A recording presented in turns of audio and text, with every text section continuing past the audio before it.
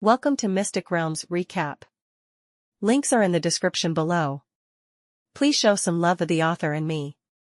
On to the show. No matter what, both parties were now in a cooperative relationship, even though it was only temporary. They would rather leave the item to rot in the warehouse than chat with them. That was not something that should be said to one's partner. Although that was what they felt, the Gilded Kingdom and Illuminati would seem too narrow-minded if they said that out loud. In fact, given High Priest Power's status, he might not think of that under normal circumstances. However, Lin Li was his enemy. If he was in a conflict with Lin Li, he would definitely want to gain some upper hand and maintain a smile. However, the problem was that he had suffered losses so far, but he still couldn't regain his pride. He was obviously furious and ashamed. At this moment, Lin Li was still smiling, and he did not bother about High Priest Power. He said to Saint Edmund, "Saint Edmund, why don't you consider my suggestion? I believe you should be very clear that this is a win-win situation for both of us." Seeing that Lin Li still refused to give up, Elder Zoomer and High Priest Power coincidentally wanted to speak again. However, at this moment, Saint Edmund suddenly gestured for them not to speak before slowly saying, President Flick, what conditions do you intend to use in exchange for us to give up this Ice Phoenix? Saint Edmund's words were really beyond Zoomer and Power's expectations. However, Zoomer seemed just bewildered, while Power dared not voice his anger. Nonetheless, they were similar in the sense that neither of them could figure it out. How did Saint Edmund suddenly change his mind again? That depends on what you want. There was no trace of surprise on Lin Li's face, as if he had expected them to compromise. Am I supposed to give you whatever you want? Of course. Edmund did not believe that Lin Li would really go out of his way for the corpse of the Ice Phoenix, so he pondered for a moment before saying, "How about this? I don't need you to really come up with anything in exchange, President Flick. My conditions are simple. In the next exploration, we want to have the priority to choose if we discover anything." Hearing this, Elder Zoomer, who was still a bit puzzled, suddenly had an epiphany. Indeed, giving the corpse of the Ice Phoenix to them would be pointless. Could it be that the Lich could immediately step into the Sanctuary realm? It was the corpse of a peak Sanctuary level Ice Phoenix,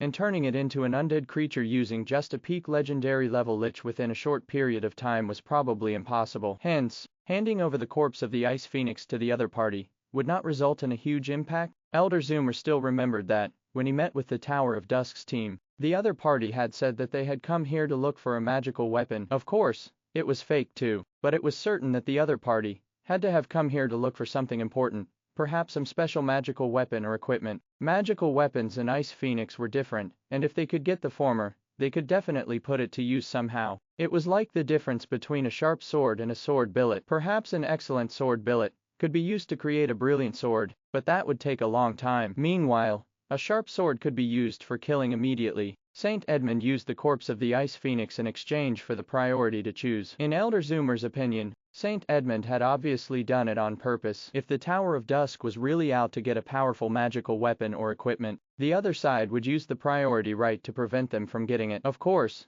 that was not the important thing. After all, it was a verbal agreement, which did not have much binding power. In fact, even if the Tower of Dusk did not want to comply with the agreement, the Gilded Kingdom would not lose out. Even if they really fell out with each other, the Gilded Kingdom would still be the one in the right. The Supreme Council could be unreasonable with others, but the Illuminati was a powerful force, and they had to be reasonable with it. Besides, during this exploration, the Gilded Kingdom planned to make the Tower of Dusk cannon fodder. Hence, it was unclear what the Tower of Dusk's team's resulting fate would be. The Ice Phoenix corpse might just be temporarily held by the Tower of Dusk, and it was unclear who would get it in the end. Hence, although the condition seemed insignificant as its value was far below the Ice Phoenix, it was just Saint Edmund's trick. Having figured that out, Elder Zoomer once again smiled, and waited to see how Lin Li would respond. They would have never thought that Lin Li was there not to find some powerful magical weapon. In fact, he didn't actually plan to find anything. Lin Li's only agenda was to follow the trail of the Immortal King to figure out what Garesco was trying to guide him to after leaving such a world behind. Lin Li seemed to have failed to see Edmund's intentions,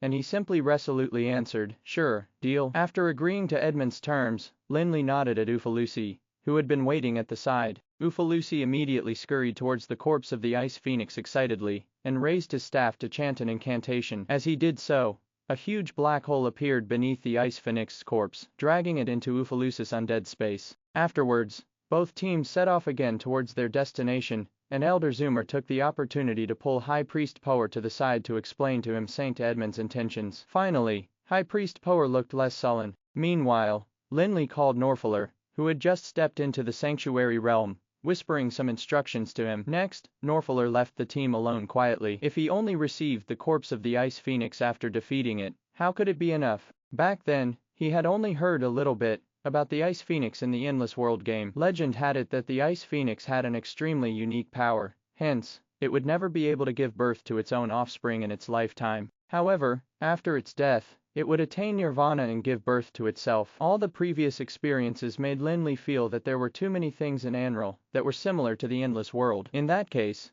could the legend of the Ice Phoenix be the same in both worlds? If it was really the same, there might really be a newborn Ice Phoenix appearing in the Ice Phoenix lair now. Hence, Lin Li sent Norfaller over to search for the Ice Phoenix lair. Since Norfaller sucked the blood of the Ice Phoenix, he would definitely have an instinctive sense for the aura of the Ice Phoenix. Even if the Ice Phoenix lair was thousands of kilometers away, he would be able to detect it with his senses. Of course, the greater possibility was that the Ice Phoenix lair was on this island, thus making things easier. The battle with the Ice Phoenix took place in the central area of the island. Hence, it didn't take long for them to arrive at the real central location of the island. The place felt familiar to Lin Li, and the surrounding magical elements had already reached a terrifying level of density. It was even richer than that of the islands with void spirit mageths. In the center of the island, a massive black vortex appeared above their heads, and it seemed to have been made of a massive amount of mana. The mana fluctuations emanating from it made several sanctuary powerhouses turn pale. Upon sight of such a scene,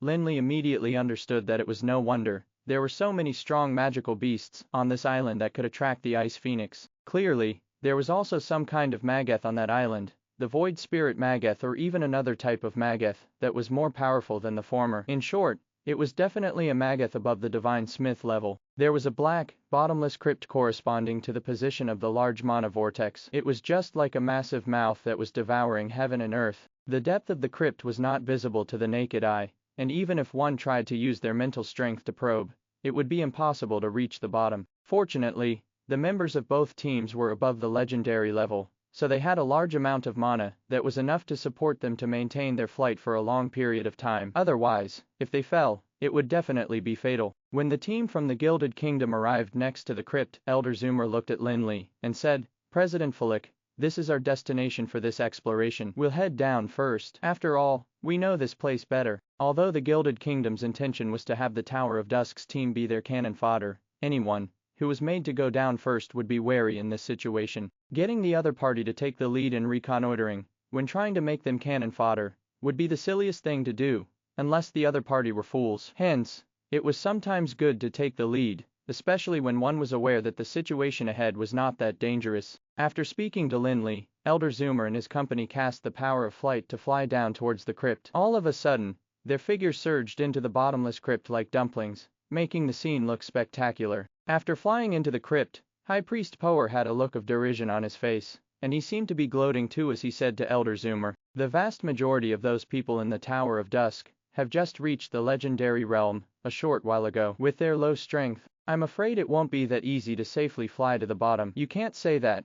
They'll be of some help to us this time, after all. Besides, with Fulik, that sanctuary powerhouse, we won't face any major problems even if the situation gets tough." Although Elder Zoomer did not show it, he was anticipating a good show somewhat. However, while the two were talking, they suddenly felt that there was something wrong with the surrounding atmosphere as many people were looking upward. Hence, they simultaneously tilted their heads and looked up. However, their expressions seemed excited. Some were amazed, some were disappointed, and others were shocked or even jealous. Apart from Lin Li and a few other top powerhouses in the team of the Tower of Dusk, the rookie mages were all carrying a strange kind of alchemical equipment on their backs. The strange alchemical equipment looked just like the wings of a flying bird, but they were translucent and were about 4 or 5 meters long. Its entire body emitted a faint magical light. When the mages were flying downwards, the magic wings would flap once or twice to adjust the speed of flight. There's actually alchemical equipment in this world that enables flight. That made the people of the Gilded Kingdom,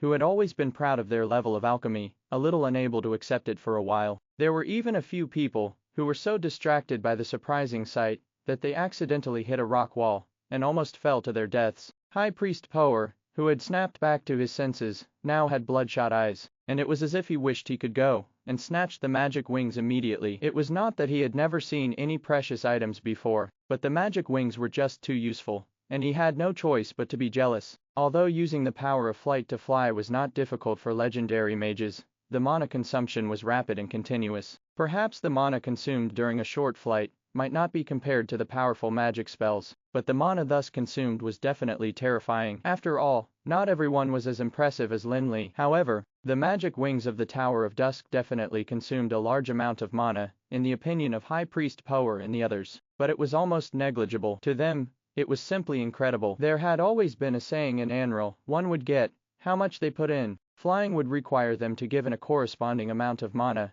which was just right. However, the magic wings of the Tower of Dusk had changed their perception. Although equipping oneself with magic wings seemed to only bring about the benefit of saving mana during a long-distance flight, legendary mages were not the only ones in this world. There were also other legendary professions like legendary sword sages, who did not have the power of flight, and could only stay in the air for a long time using combat energy. However, if the legendary sword sages were equipped with magic wings, they would definitely be terrifying when allowed to fly freely in the air. Even if they were not legendary powerhouses, any archmage, warrior, magic shooter, or common man would be able to don magic wings and fly freely. If an elite team were to do the same, it would probably be a terrifying force for any country. Saint Edmund, High Priest Power, dispelled his delusions and turned his head to Saint Edmund. Edmund was naturally more aware of the value of the magic wings. He also knew that the alchemy technique used in their creation was what made magic wings precious. Magic wings could only help users fly, but the mechanism within them could be used to power a flying warship. Hence, Edmund stopped looking at the team from Tower of Dusk. We have to acquire this technology, but now is not the time. Perhaps we need to have a good talk with the Tower of Dusk. At the end of this, he said calmly, Saint Edmund, I know that fella. I'm afraid he might not be willing to share it. A better idea will be to use threats. Let's kill those people who came from the tower and detain that kid. That would probably force him to share the technology, suggested High Priest Power cunningly. The High Priest had developed a feud with Lin Li because of his son, Delano, and would eagerly avenge him if not for the pressure from Saint Edmund. Now, Edmund's interest in Lin Li's technology gave Power an idea of how his revenge could be sought. He naturally would not want to miss this opportunity. This time, although Saint Edmund did not endorse Power's idea, he did not explicitly object to it either. He only smiled and said nothing. Then, it seemed like he forgot about it, as he led the rest of the men into the depths of the cave. No one knew how deep this cave was. The teams from Gilded Kingdom and the Tower of Dusk took nearly a day to see the bottom of the cave. After a day of continuous flying, everyone except the three sanctuary powerhouses seemed to be exhausted as well. To be honest, it was applaudable that the group had the stamina to sustain their flight. The continuous consumption of mana for flying was even greater than casting small balls of fire for the entire day. Yet, all the rookie wizards from the Tower of Dusk seemed really relaxed. They had not consumed much energy at all due to the magic wings. All they had to do was to control the direction of the flight and let the wings take care of the rest. They could even eat and drink during the flight, as if they were on an outing. The people from the Gilded Kingdom could not help but feel envious when they saw the mages from the Tower of Dusk. The behavior of those mages was a plain insult to them. If not for the need to concentrate on their power of flight, they would have raged at them. After landing, the team from the Tower of Dusk put away all the magic wings and were ready to set off. But the team from the Gilded Kingdom had to rest and recharge to regain their energy. The sight of this prompted Lin Li to gesture to his men to get some rest while they continued to stay vigilant despite not having used much effort in their flight. During the break, Lin Li also took a closer look at the strange surroundings. It was only reasonable for the surroundings to be a pitch-black space due to the absence of sunlight. However, the space was as brightly lit as the space outside. It was unlike what a cave should look like. He could vaguely see the silhouette of a magnificent palace amidst the brightest spot in the distance. After discovering the palace, the people from the Gilded Kingdom became really excited. Even Edmund, a saint who was known for his composure, showed a flash of excitement on his face. He started to mutter some prayers under his breath. The people from the Gilded Kingdom could not concentrate on their rest when they saw how carefree the people from the Tower of Dusk were. It was only the sight of Edmund that encouraged these devotees to stand and gather behind him. They followed Edmund and the three sanctuary powerhouses towards the palace while muttering the prayer in unison. But the people from the Tower of Dusk were indifferent to their decision. Lin Li in particular merely closed his eyes and sent his mental strength to search for the aura of Immortal King. Lin Li was naturally very familiar with the aura of the Immortal King. After all, he had followed him for such a long time in another world. Hence, It did not take long for Lin Li to detect the unique aura that encompassed the energy of life and death. The source was the palace that was amidst the brightness. However, Lin Li also felt something different in that aura. It was unlike what he had expected with his prior understanding of the aura. Instead of the stability and peaceful vibes he expected, the aura he detected was one that was full of violence and destruction. The anomalous aura made Lin Li wonder if anything terrible had happened in that palace. If that was true, it would be terrifying. Battling a mortal king was definitely not going to be a joke even for someone like Lin Li. The awareness of the problem immediately motivated Lin Li to want to remind the men, who were speeding towards the Shining Palace. Although the partnership with them was a temporary one, Lin Li did not want to see the team from Gilded Kingdom suffer too many losses. After all, their help was needed later in their exploration later. However, it was too late. When Lin Li was prepared to warn the people from the Gilded Kingdom, the team from the kingdom had already gotten very near the Shining Palace. At this moment, the light around the palace grew stronger. Before the team could react, the light had condensed together to create 4 envoys of light that were over 10 meters in height. These 4 envoys of light exuded an infinite amount of light, and all of them had a pair of wings made of light. Their hands were clasped before their chests, holding a light sword that had its tip pointing to the sky. Then, the 4 envoys of light opened their eyes at the same time, causing their figures to disappear instantaneously. What followed was the shrieks from the group of men. A few legendary powerhouses were killed by the envoys of light, without engaging in any form of resistance. Not to mention the legendary powerhouses, even the 3 sanctuary powerhouses, Edmund, Zoomer, and Power, had no time to react to the atrocity. Each of the 4 envoys of light was at the peak of the sanctuary realm. Their sudden attacks could definitely slaughter legendary powerhouses within a second and shock powerhouses in the sanctuary realm. This sudden occurrence stupefied the people from the Gilded Kingdom. They could not understand why these light angels would want to attack them. Weren't they believers of the God King of Light? If these envoys were the servants of the God King of Light, why would they murder the devotees of the God King? After killing the legendary powerhouses, the 4 light angels descended to the ground slowly. They stood before the palace, facing the team from Gilded Kingdom up front. At this time, Lin Li managed to see the appearance of the 4 envoys of light clearly. Although their physical forms resembled the light and dark angels he had created, he discovered something drastically different in them. The light and dark angel created by Lin Li was a form of life in his magical domain. Lin Li was akin to a creator who could assign what he wanted to have in his world. Yet, when he left his world, his angels of light and dark were as good as a ball of mana, and nothing like life. These 4 envoys of light, however, were blatantly alive. This would not have happened unless someone went against the laws of nature and turned this underworld into a domain world. It was a known fact that domain worlds were worlds created based on knowledge of laws. It was just like an imagined world that knew no limits. However,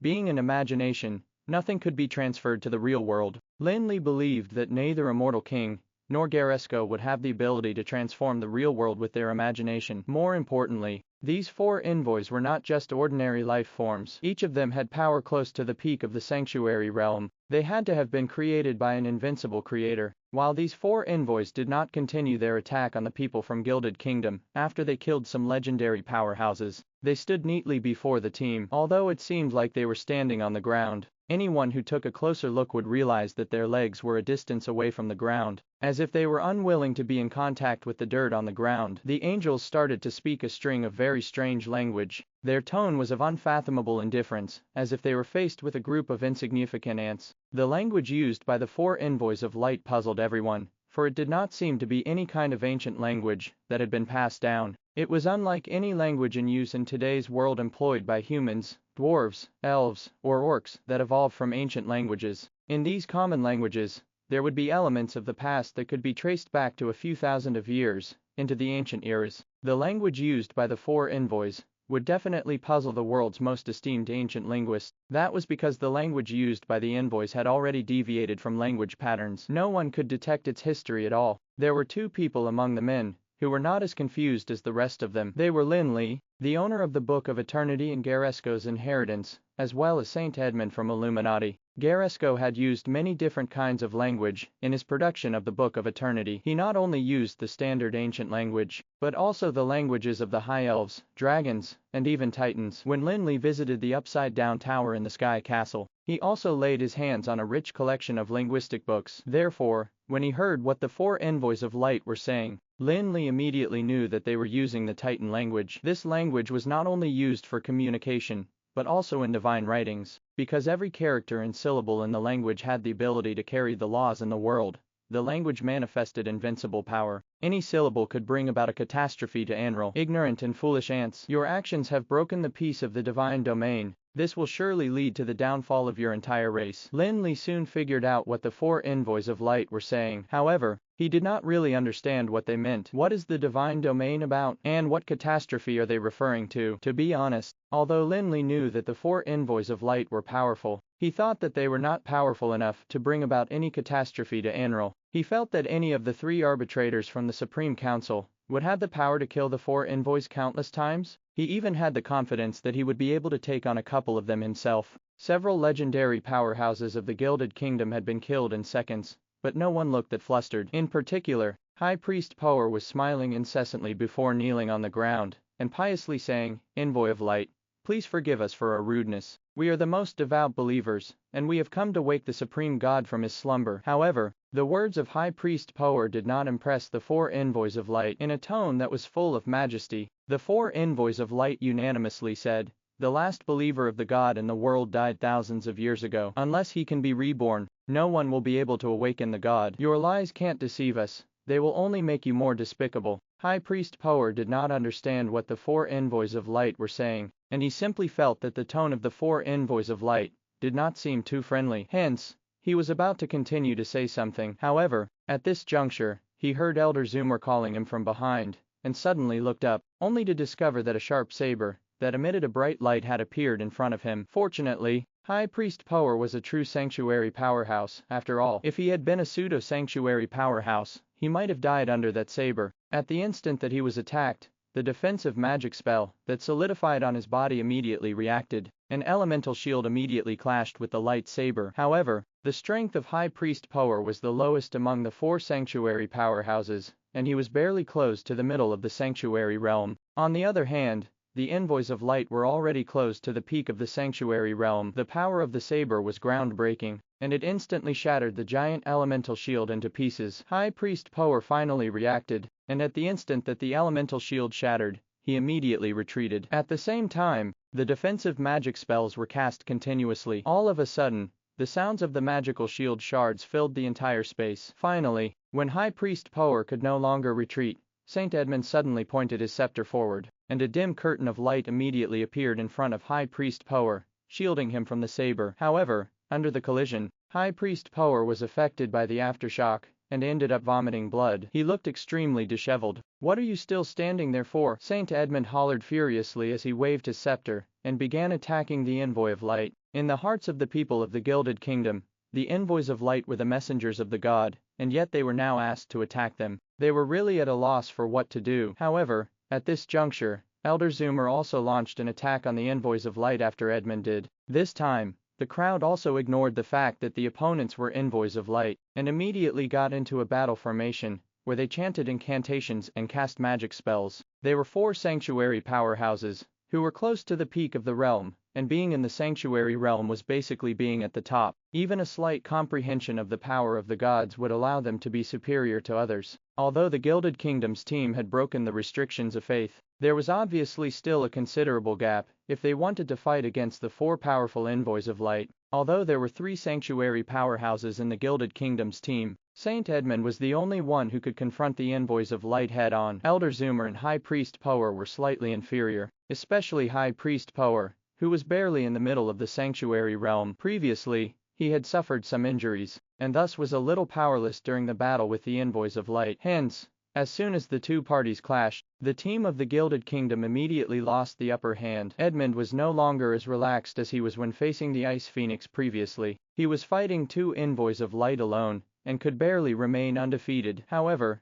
the others were in more trouble. Even though Elder Zoomer and High Priest Power had joined forces, they could only be on par with the envoys of light. The remaining envoy of light turned to face the legendary powerhouses of the Gilded Kingdom. Although the legendary powerhouses of the Gilded Kingdom managed to see an enhancement in their combat strength through a special battle formation, they were still worlds apart from the sanctuary powerhouse, near the peak of the realm. Clearly, once that envoy of light went over, it would certainly be a one-sided massacre that the legendary powerhouses couldn't quite resist. Seeing this situation, Elder Zoomer was really anxious. He hurried over to the Tower of Dusk's team and exclaimed, "President Flick, if you don't attack now, when will you? Are you going to watch them break us down one by one?" Initially, the people of the Gilded Kingdom had intended to make the Tower of Dusk the cannon fodder, but they didn't expect themselves to become the primary target of the Envoys of Light instead. Faced with 4 Envoys of Light that were close to the peak of the Sanctuary Realm, Elder Zoomer had no choice but to be thick-skinned and ask the Tower of Dusk for help. Lin Li had the intention to make the people of the Gilded Kingdom suffer, but he also knew that he couldn't really let them suffer much. After all, he still had to rely on them to find the clues related to the Immortal King. Hence, just as the remaining Envoy of Light was about to attack the Gilded Kingdom's team, Lin Li's figure suddenly flashed and collided with the Envoy of Light. Through that exchange, Lin Li also understood why the 3 Sanctuary Realm powerhouses, Edmund, Zoomer, and Power, were suppressed so much by the Envoys of Light. The space that they were in was condensed by the Envoys of Light, and it was practically their domain world. Although the Envoys of Light were near the peak of the Sanctuary Realm, their combat power was definitely at the top of the Sanctuary Realm. Lin Li launched the Inferno Purgatory immediately, and countless jets of fire emerged from the ground, chasing after the Envoy of Light one after another. In particular, under the catalysis of his massive mental strength, the jets of fire could even devour a worm. Besides, the spewing flames were extremely dense, and they were almost forming an entire patch. The bodies of the Envoys of Light were massive and tall. It was simply impossible to devour them with the terrifying jets of fire. However, at this moment, when the pillar of fire passed through the body of the Envoy of Light, something strange happened. The Envoy of Light, which could have been called a living being, suddenly began to distort. It was just like half of the body was broken up, and the jets of fire were instantly returned to their original form. Damn it, it's really an Envoy of Light. Huh. Looking at them, Lin Li secretly felt resentful as there was almost no way to fight them. No matter how sharp a blade was, it would be slashed and broken, and no matter how powerful the magic spell was, it could not freeze or burn light. Of course, if an Envoy of Light could constantly remain in that state, it would truly be invincible. In fact, the radiant body of the Envoy of Light was somewhat similar to the void of the stars. However, the light of the Envoys of Light was almost an inherent ability. Its speed of transformation could not be compared to a mere void of the stars. Seeing the changes in the Envoy of Light, Lin Li secretly felt resentful, and he knew that he basically wouldn't get any advantage when engaging in a long-range battle with the Envoys of Light using magic spells. Hence, faced with the oncoming Envoy of Light, he did not retreat or dodge, and instead swung the Helios scepter in his hand as he began tussling with the Envoy of Light. For the average mage, close combat with enemies was akin to having a death wish. After all, when a mage cast a spell, he would need some time to chant an incantation, and even instantaneous magic spells required some buffer time in order to emanate power. A true close combat battle would be much easier for warriors and assassins. All they had to do was stab the enemies with sharp blades. However, when Lin Li first became a mage, he did not meet the traditional standards of a mage. When fighting against opponents, he did not care about whether he was using magic spells or other means. If he could knock his opponent unconscious with his staff, he would also not bother about being a gentleman. He would use his mace like a staff. Such a fighting method was simply horrendous to some dogmatic mages, some of whom might even think that it was tarnishing the profession itself. However, in fact, mages did not have so many rules in the Dark Age. As long as they could defeat their opponents, they would resort to all means. For example, the High Elves did not have any mages or sword sages, and there was no division between magic and martial arts to them. It was just a type of use of power and laws. Of course, it also had something to do with the long lives of the High Elves. After all, humans had short lives, and they might end up dying without any attainments, let alone be involved in multiple areas of knowledge. On the other hand, Lin Li had learned more than just a few profound magic incantations from Garesco's relics, and he learned more about the nature of power, as well as how to use his power flexibly to fight, especially since he was now a high-ranking sanctuary powerhouse. It could be considered a universal method. In terms of swordplay, he might not be inferior to a sword sage. Hence, in the close combat with the Envoy of Light, Lin Li was not at all flustered even though he was a mage. Holding the Helios scepter in one hand and the debris of the stars, nothingness, in the other, he would sometimes emit powerful waves of magic spells. From time to time, he would also use nothingness in its spear form skillfully. However, the Envoy of Light's power was really giving him a headache. To Lin Li, taking down the opponent was not an easy task, and if they remained in a stalemate, no one could do anything about it. As Lin Li struck, the crisis that the Gilded Kingdom's team had just faced seemed to have been resolved. However, before the people of the Gilded Kingdom could heave a sigh of relief, the situation on the battlefield suddenly changed again. One of the two envoys of light who were fighting with Saint Edmund suddenly withdrew from the battle and turned into countless orbs. Even in this world full of light, it still made them feel like they were watching a galaxy. Immediately afterwards, the countless orbs began to converge again. Hundreds of human-sized envoys of light appeared on the periphery of the battlefield in the blink of an eye, and immediately split into two groups. One of them swooped towards the Gilded Kingdom's team, while the other charged towards the Tower of Dusk's team. The fact that Edmund was able to fight the two envoys of light alone did not mean that he really had the strength to fight against the two envoys of light, as he was barely coping with them. Hence, he could not stop the withdrawal of one envoy of light, and had no choice but to watch it change into hundreds of legendary-level envoys of light. The human-sized envoys of light each had the strength of the legendary level, and due to the fact that they were split from a peak sanctuary realm powerhouse, each body contained a trace of the power of the sanctuary realm. Despite having only peak legendary level power, the envoys of light were probably on par with pseudo-sanctuary powerhouses in terms of combat prowess. Although the Gilded Kingdom's team had brought legendary powerhouses, who were considered elites elsewhere, and there were very few forces in Anral that were capable of doing so, they could not hold a candle to the envoys of light. There were about 40 legendary envoys of light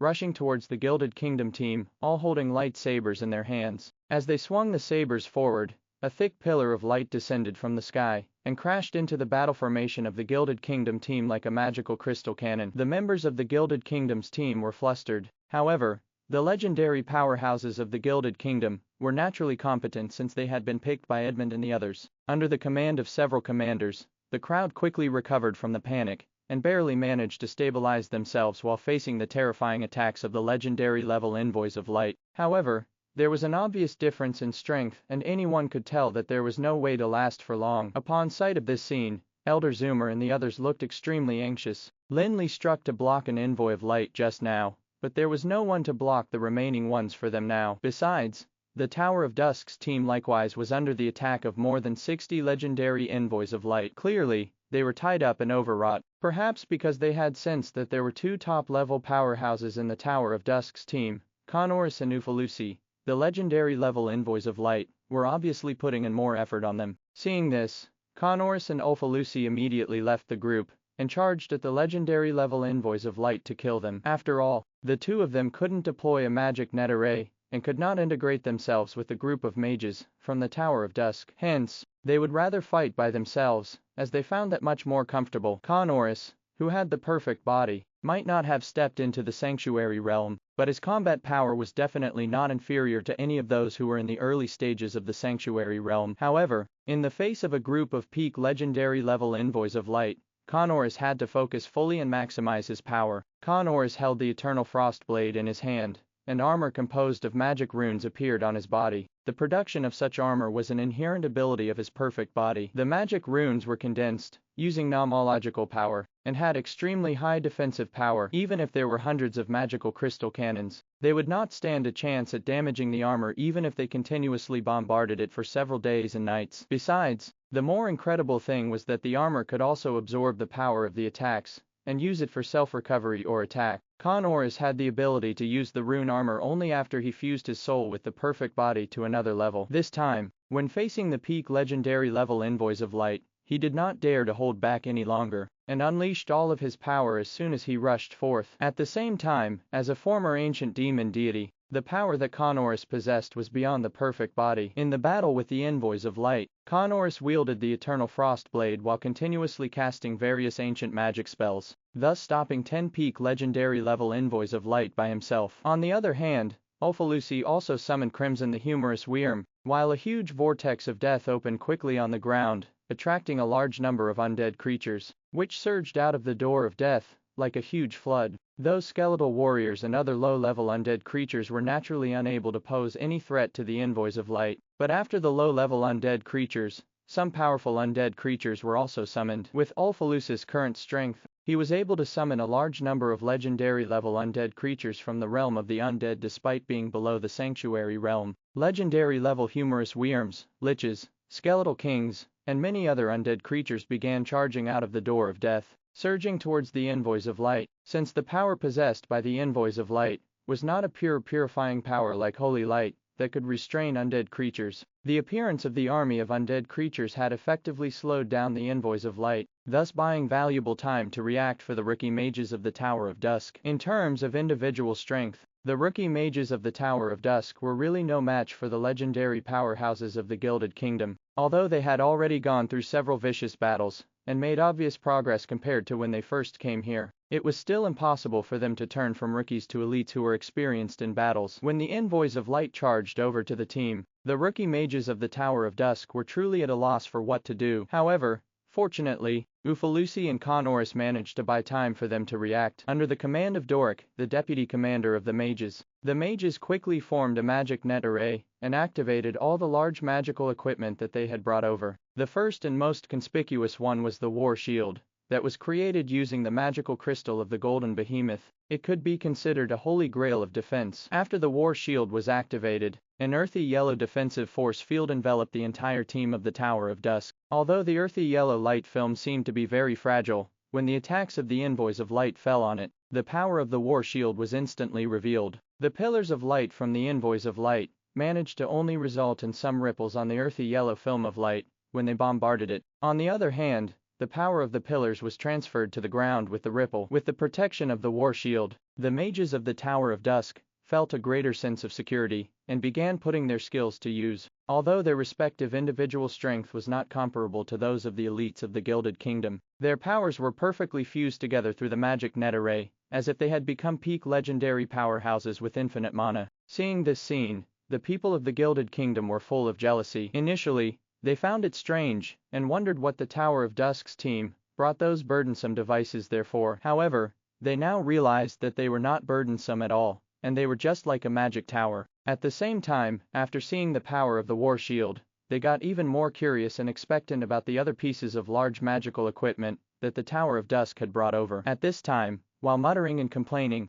Angelano also began to operate another piece of large magical equipment, which was an attacking weapon that was inlaid with the Tempest Beast King's Eye, that contained the power of the creation of Thunderbolt. Although it emitted only a finger-thin purple thunderbolt, it possessed a terrifying power that would instantly destroy a mountain peak. If the magical crystal of the golden behemoth created a war shield, the Tempest Beast King's Eye was undoubtedly a battle spear. Under Angelano's operation, that magic device soon flickered with the light of mana. The light of mana moved along the Mageth and converged on the Tempest Beast King's Eye. With a cackling sound, a finger-thick purple thunderbolt darted at the envoys of light. Seeing that the large magical equipment had emitted such a tiny thunderbolt, the people of the Gilded Kingdom would have laughed if they had not been facing the attack of the envoys of light. Anyone would think that it was not powerful. However, something that made the people of Gilded Kingdom dumbfounded soon happened. The legendary envoys of light who charged towards the Tower of Dusk's team fearlessly all dodged when the thunderbolt came surging over. In the end,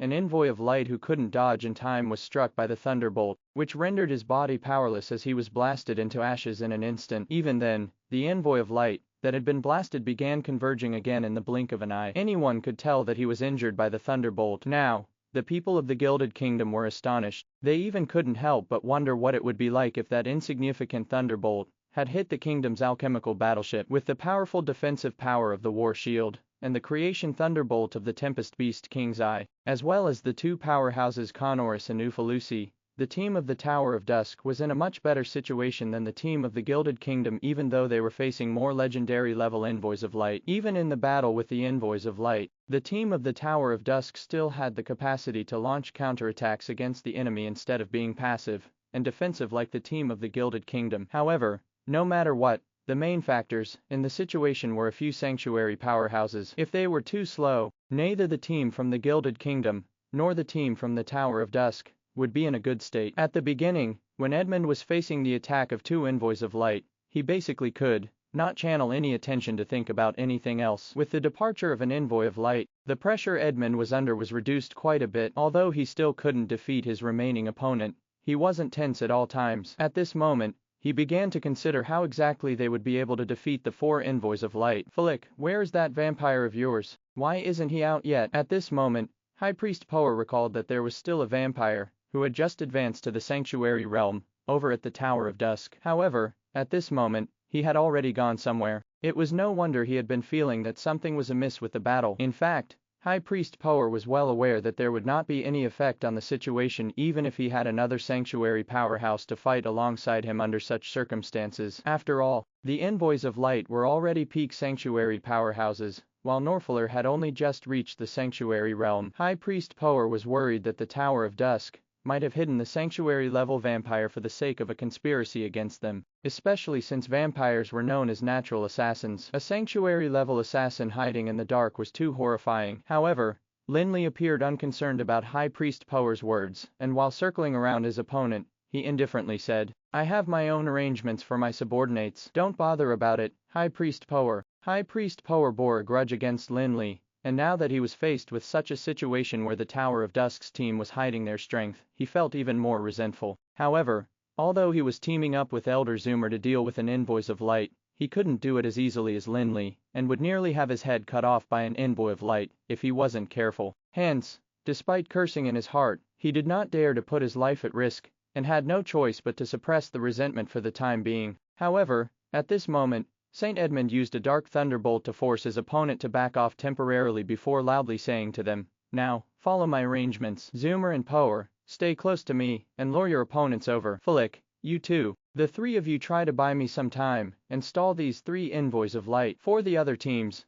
don't let your opponents go beyond 1,000 meters around me." Zoomer and Power naturally did not dare to disobey Edmund's word, and Lin Li likewise wanted to see what means Edmund had to deal with the Envoys of Light. Hence, after hearing Edmund's words, the three men went close to Edmund, and lured their respective opponents along. Soon, the three of them reached Edmund, and the latter immediately took the opportunity to push his opponents to them while he pulled away from the battle alone. The two teams of the Gilded Kingdom and the Tower of Dusk were facing a group of Envoys of Light, and not a single one. Besides, they were all stronger than the two teams, so taking the Envoys of Light into an area within 1,000 meters around Edmund was definitely not an easy task. The Gilded Kingdom's team itself could barely maintain a stalemate with the Envoys of Light. As soon as the team began to move, the flaws in the battle formation were immediately exposed. However, no one dared to disobey Saint Edmund's order, nor did they dare to hesitate in the slightest even if they had to put their lives at stake. On the other hand, the team from the Tower of Dusk was doing slightly better with the support of the two powerhouses Conorus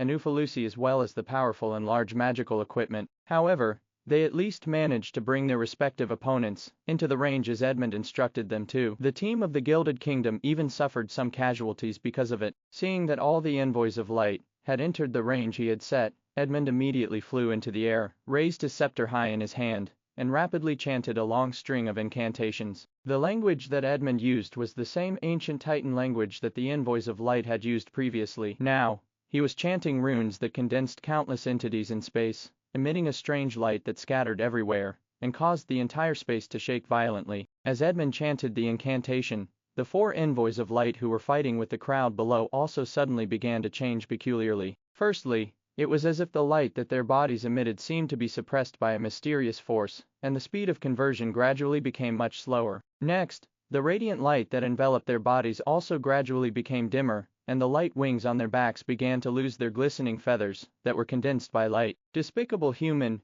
how did you master this spell? The Envoy of Light, that had initially split itself into hundreds of Envoys of Light suddenly fused back together, and then roared and charged towards Edmund, who was in the sky, seemingly trying to interrupt Edmund's spell casting. However, seeing that Edmund's method worked, Lin Li obviously wouldn't let the Envoy of Light interrupt Edmund. His figure suddenly flickered and disappeared before appearing again in front of the Envoy of Light. As he pointed the Helios scepter at the Envoy of Light, thousands of violent thunderbolts emerged from behind him and blasted towards the Envoy of Light. If it was before, the Envoys of Light could completely ignore attacks like the ones Lin Li had just launched since they had the light body. However, under the suppression of the incantation chanted by Edmund, the Envoys of Light could no longer cast their light incarnate spell as freely as before. Thus, even the Envoys of Light who were at the peak of the sanctuary realm dared not go hard against Lin Li's magic spells, and had no choice but to be defeated. However, after Lin Li left, Lin Li's original opponent was naturally handed over to Power and Zoomer. In the beginning,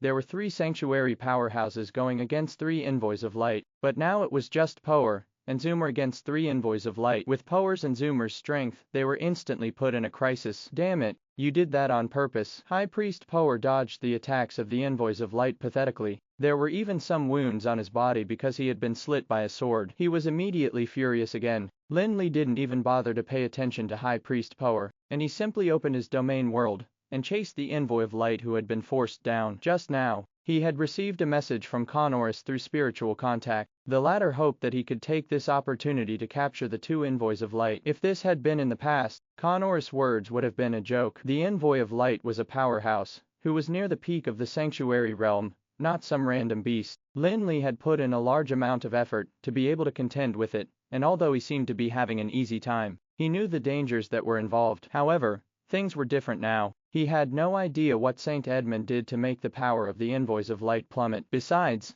it was still continuing to weaken. Although the envoys of light were close to the peak sanctuary realm, they looked just like runners who had just finished a marathon. Hence, after hearing Connor's request, Lin Li didn't hesitate and immediately opened his domain world, enveloping that envoy of light in the domain world immediately. However, just after getting the envoy of light into his own domain world, Lin Li immediately felt that something was wrong. After entering his domain world, the envoy of light began to recover rapidly, and he would probably return to full strength again within a few minutes. That envoy of light could also sense the change in his body. Hence, he immediately laughed again and jibed, "Foolish human, I should really thank you for isolating me from that damned space." The envoy of light was still using the ancient Titan language. During the battle just now, he already knew that Lin Li was not in cahoots with that group of people who claimed to be believers. Hence, he didn't expect Lin Li to know such an ancient language too. However, when Lin Li heard the words of the envoy of light, he immediately understood what the issue was. Although he did not know how to cast the secret spell that Edmund used, he could make his domain world simulate the exact same environment out there. After all, in his own domain world,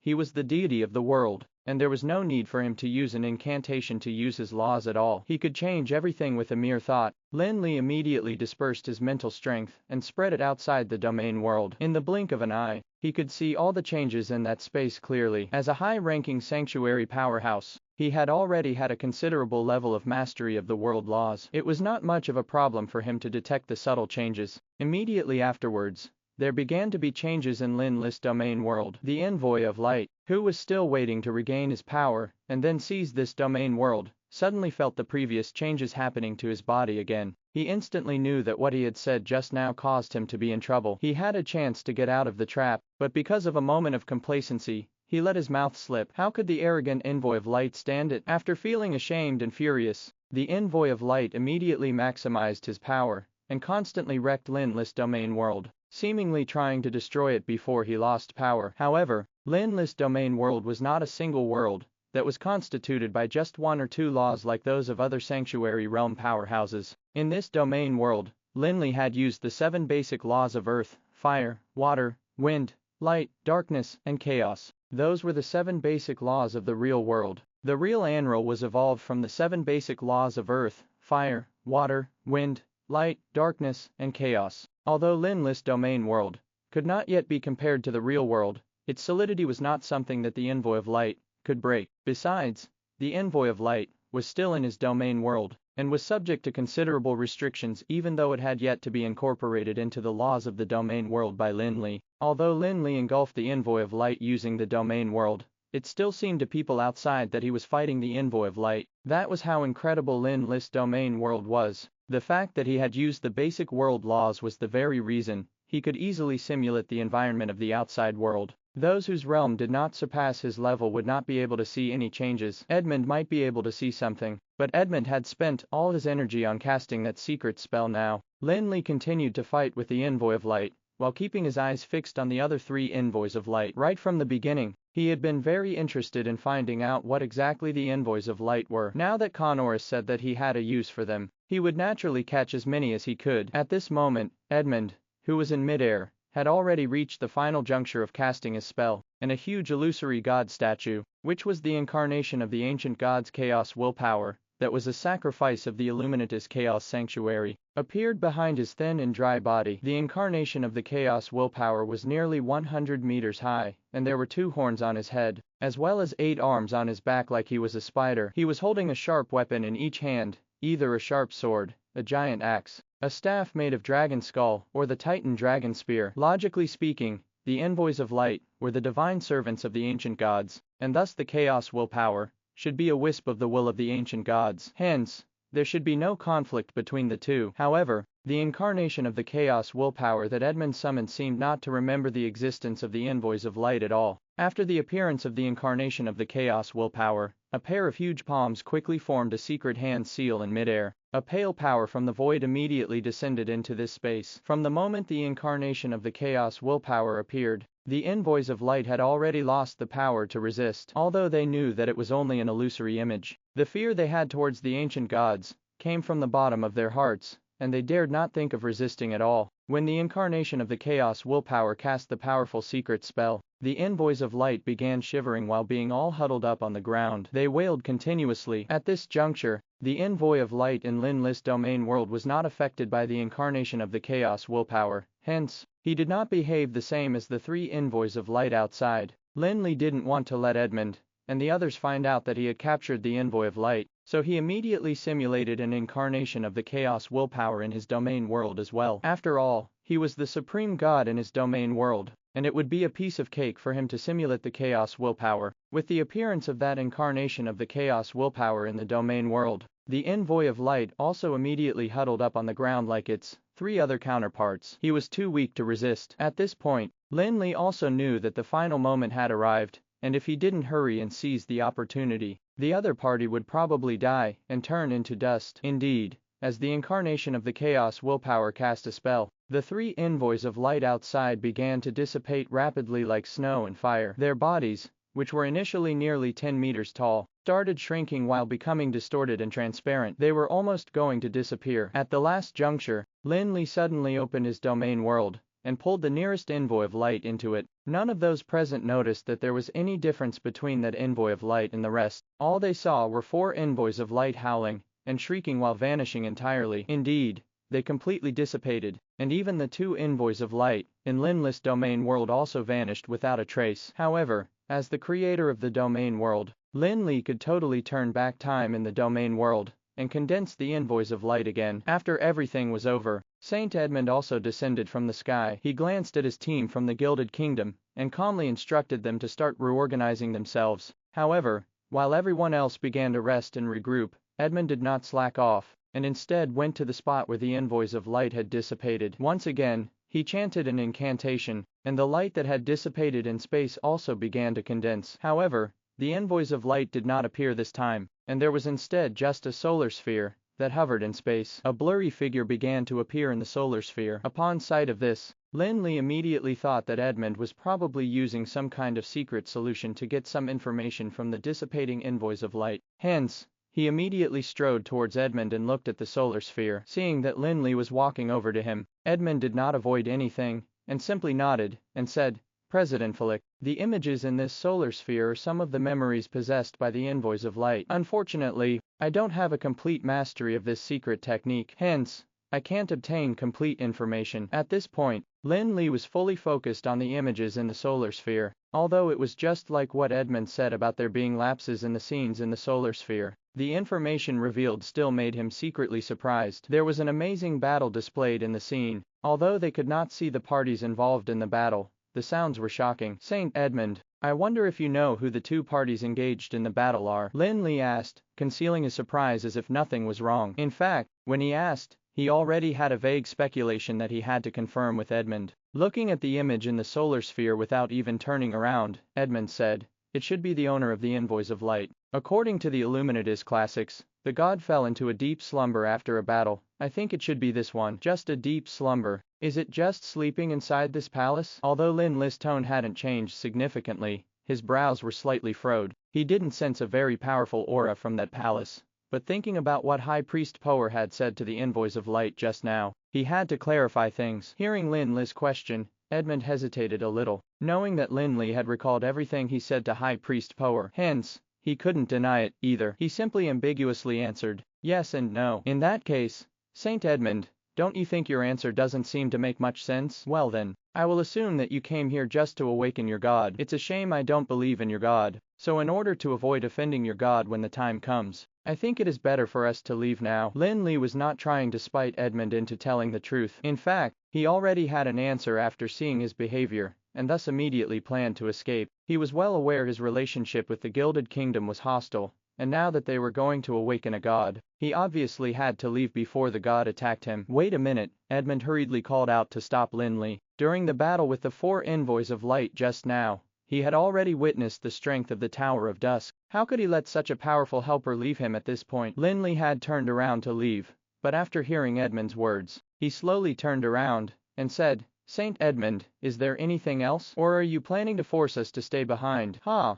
President Flick, don't get the wrong idea. I heard you said just now that you came here to search for a magical weapon. Why are you leaving even though you haven't found it yet?" Edmund asked, letting out a strained chuckle. However, Lin Li turned around and smilingly said, "Saint Edmund, don't worry about me. We've already obtained the Ice Phoenix corpse previously. With that item, our trip was not fruitless. Even if there are bigger gains, I won't put my life at risk." What a joke. Those 4 envoys of light are already powerhouses that are close to the peak of the sanctuary realm. Their owner must have terrifying strength. It's probably a terrifying existence that's already in the realm of the gods. Although Lin Li had learned a lot from Garesco, and he was indeed more capable than a sanctuary powerhouse of the same level, he was not that arrogant as to think that he had the strength to fight against a true god. Lin Li was not afraid of battling those who were of higher levels than him, but he would be seeking death if he tried to fight someone of a higher realm. Lin Li told Edmund and the others that he was there to search for a magical weapon, but in fact, he was just there to find clues regarding the Immortal King.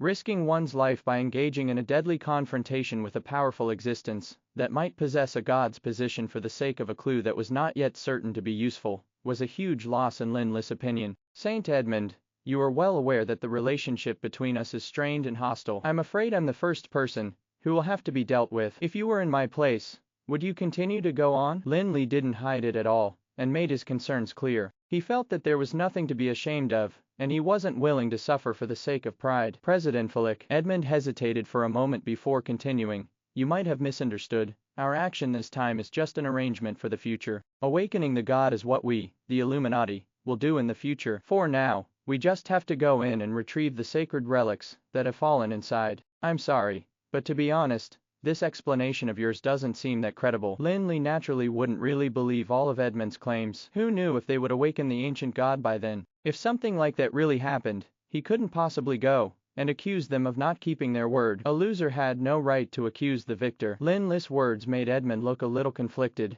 and seemingly worried about how he could convince him. After just a few moments of hesitation, Edmund saw that Lin Li seemed to be getting impatient, and thus had no choice but to helplessly say, "President Flick, as you have seen earlier on, the envoys of light who are the servants of our god were not very welcoming of our arrival. So, before confirming God's stand, we won't risk awakening him, either." Hearing this, Lin Li felt bewildered. Previously, Edmund and the others had already told the envoys of light that they came here just to wake up their god. Edmund's words seemed really ridiculous to him. As a believer of God, he actually had to worry about his god being merciless to them after being awakened. To be frank, Lin Li felt that there had to be a problem with the Illuminati's faith. The devout believers of light at the Brilliant Shrine would not hesitate to sacrifice themselves for faith, but the Illuminati actually kept hesitating to awaken their god that was still in slumber. They did not behave like believers at all. Of course, the believers didn't behave like believers, and there seemed to be something wrong with their god too. Just as Edmund had said, the 4 envoys of light did not seem to recognize their identity as believers. Otherwise, even if they were not allowed to enter the shrine as believers, there was no need to attack, either. Lin Li was really confused about the relationship between the Illuminati and their god. The Illuminati's faith was not something that Lin Li, an outsider, could figure out immediately. Besides, what really made him feel doubtful was actually Edmund's attitude. Regardless of whether Edmund wanted to awaken the ancient god or to retrieve the sacred relic, it seemed that the departure of the Tower of Dusk was beneficial and harmless to them. After all, the relationship between the two forces was quite hostile, and Edmund would be able to better complete the task without the Tower of Dusk. However, when Lin Li announced his intention to withdraw, Edmund tried to make him stay, as if they could not complete the mission without the participation of the Tower of Dusk. In Lin Li's opinion, there was either some kind of trap waiting for him in the Gilded Kingdom, or there was a massive danger that Edmund was not confident enough to handle alone. In such circumstances, it was naturally the best option for Lin Li to withdraw. Anyway, there was more than one clue regarding the Immortal King, and they would at most wait for the Gilded Kingdom's team to finish handling the matter before sneakily coming back to explore the place themselves. At this point, Edmund knew that if he didn't come up with something credible, Lin Li would definitely turn around and leave. It was actually not strange at all. If he was facing the same issue, he would definitely be filled with doubt too. He could only put the blame on High Priest Power for getting too complacent and revealing the matter about the ancient god being in slumber here. He even said that he wanted to awaken the ancient god. Edmund sighed and glanced around, as if there were some words he did not want others to hear. Of course, no one dared to eavesdrop on his conversation. As he was one of the 4 saints of the Illuminati, his status was definitely similar to that of the god that they believed in. At the same time, when Edmund scanned the surroundings, Elder Zoomer, who saw Edmund's behavior, also immediately took a few steps to the side, as if he was watching out for Edmund. High Priest Power originally intended to stay there to listen to what Saint Edmund had to say. However, immediately afterwards, he saw the stern gaze that was being shot at him, and so had no choice but to walk alongside Elder Zoomer. Watching the actions of Edmund and the others, Lin Li couldn't help but feel a little bewildered. What was it that they had to do behind his back? In fact, Lin Li really couldn't think of anything that Edmund could come up with to clear his doubts now other than a soul contract. However, it was impossible to sign such a soul contract. To sanctuary powerhouses, a single seed of their soul would be enough for the other party to see everything clearly. Hence, there were very few sanctuary powerhouses who would be willing to sign a soul contract with others, even if it was beneficial to them. When Lin Li found it strange, Edmund once again shifted his attention onto him, and said in a low voice, "President Fulik, I know what you are worried about. Actually, it's normal for you to have such a concern. However, we are very sincere about this. I'm telling you, very few people in the Illuminati know the truth, so I hope you can put your worries to rest." Edmund had no choice but to invest his energy into this. Others did not know what was going on in the palace, but as a saint of the Illuminati, he understood the situation very well. Besides, even when being clueless, he could guess that the inside of the palace would never be simple. "Oh, Saint Edmund, aren't you scared that I might spread the word about this?" Lin Li said, looking at Saint Edmund half-jokingly. Although he said that, he was obviously really interested in Edmund's so-called truth. After hearing Lin Li's words, Edmund smiled calmly and nonchalantly said, "I believe that President Fulik would not do that kind of thing. Besides, President Fulik, you should be clear that there are some things that others won't necessarily believe just because you said so." Religion had always been a double-edged sword, and although it could make one have firm beliefs, it could also blind them. Even if someone could produce the truth and prove that their beliefs were false, the vast majority of believers would probably just ignore the facts and regard the other party as a heretic, or even lynch them. "Okay then, I will hear it and decide if there's a valid reason for me to take the risk," Lin Li said, looking like he was all ready to listen. However, he was still thinking that he should take his people away after listening. Regardless of the perspective, he did not think that there was anything worth taking the risk for. Edmund seemed to have read Lin Li's mind, but he slowly said in displeasure, "Regarding the battle that happened thousands of years ago, I believe you still remember it. In that great battle, not only did the gods fall into a deep slumber, the founding saint of the Illuminati, Aquilo, had also unfortunately fallen. However, he did not really fall." Although Lin Li had long been distracted, and was even ready to leave after listening to Edmund's words, he was truly shocked when he heard Edmund revealing that unknown secret. According to Edmund, didn't he mean that Aquilo, the founding saint of the Illuminati, was also in the depths of this palace, just like the god who fell into a deep sleep? Although sanctuary powerhouses had generally already reached the point where their souls were indestructible, it was only relative. Both parties in the battle were godlike powerhouses, and in fact, the power of the 4 envoys of light was enough to prove that the ancient god was very likely to have already reached the realm of the gods. Besides, the one that could make it fall into deep slumber was naturally the immortal king, whose strength was undoubtedly so powerful that even the dragon of destruction wouldn't be able to kill him. In front of such a god-level existence, even the sanctuary powerhouses who were at the peak and almost close to the level of the gods were just like fragile ants that could be killed easily. As for the so-called indestructible soul, it was just like a joke. The after effects alone were enough to make the soul of any peak sanctuary realm powerhouse die. "You mean, he's sleeping in that palace just like your gods? In that case, I don't seem to have a good reason to stay." Lin Li was initially worried that the sleeping god that they awakened might cause trouble for him, but now that there was a founding saint, he wished he could flee immediately, regardless of whether he was in slumber or not. The fact that he could survive such a tough battle was enough to show that his strength was extraordinary. Hence, be it the god or the founding saint that the Gilded Kingdom was going to awaken, It was not a good thing for Lin Li at all. President Felix, please hear me out, will you? Lord Aquilo once learned a secret method, which can allow the dead to be revived from his friend, and the key to the resurrection is in that sacred relic that we are going to take back. So, what we have to do is to retrieve that relic and take it back to Lord Aquilo. We need to seek his permission to awaken the god, Edmund said, revealing more inside information in order to make Lin Li stay in hopes of making him drop his suspicions. The god that the Illuminati believed in was actually ranked after Aquilo, and it seemed that they were unsure if they should awaken the god they believed in even after the resurrection of Aquilo. The more Lin Li listened to it, the more he felt that the Illuminati was strange. He wondered which god they believed in. In particular, Edmund also said that they had to first awaken Aquilo, and seek his permission to awaken that god. In other words, if Aquilo disapproved, they wouldn't awaken that god. What was that about? Since when could their lord decide such things? Wasn't their god the supreme being to them? However, Lin Li was largely interested in the so-called friend who taught Aquilo the secret method of resurrection. As an outsider, Lin Li could not make any comments about whoever the Illuminati believed in. However, the secret method of resurrection was definitely not to be missed. Although Anral was a world of magic,